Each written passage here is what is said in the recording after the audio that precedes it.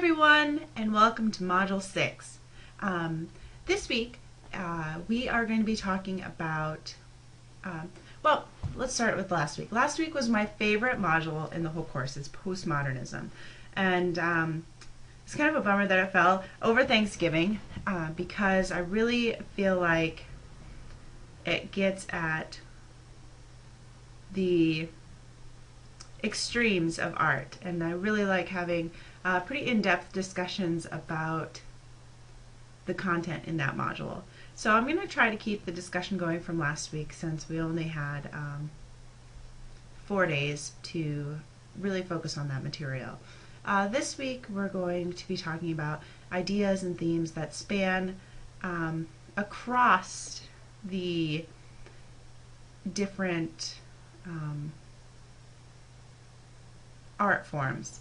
So things like creativity and evoking emotion and artistic expression and whatnot. Those are the ideas that are really going to be covered this week in your reading. Also this week in your discussion board you will be choosing a piece of art, and it can be any form, that really moves you.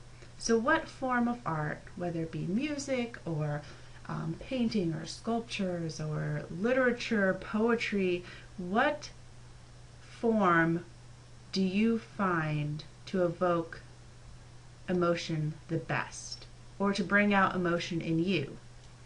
And then provide an example of a piece from this genre of art. So the example I posted for this week is, it's not that one, is music. No shocker there. I don't think anyone's shocked. But to be more specific, I picked a symphony, and to be more specific than that, I chose a symphonic tone poem. And you can read about it there. It's the symphonic tone poem by Richard Strauss called Death and Transfiguration. It's a very interesting, weird, but moving piece. And the piece, Strauss once wrote or said that it was meant to depict the death of an artist.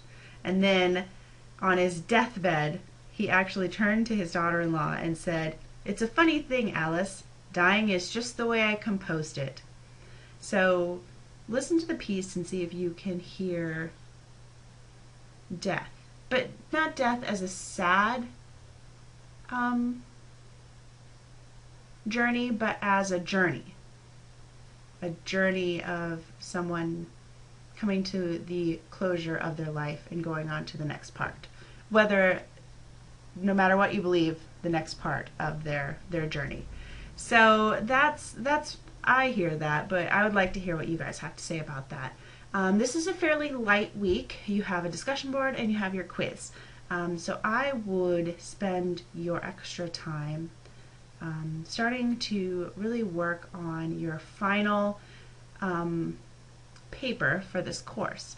Now, last week you submitted your structured drafts, and I'm going to be grading them throughout the week. I would, if you haven't submitted them yet, please get them in today or tomorrow, unless you've spoken to me and we've set up an alternative due date. Because I will be starting to grade them and get them back to you as soon as possible, so you can go through, read through my comments, and incorporate them into your final draft. But you can go and view my comments if you go into the grade book or go to My Grades and then click on the assignment for the structured draft and then click on View Rubric. You'll be able to see all of my comments, and you'll be able to see your paper marked up. So I would strongly suggest doing that. And please let me know if you have any questions, and please let me know if you are going to be late submitting your structured draft. It needs to be in before week 7. So those are basically all I really have to discuss this week. So let's have a fun week. Bye!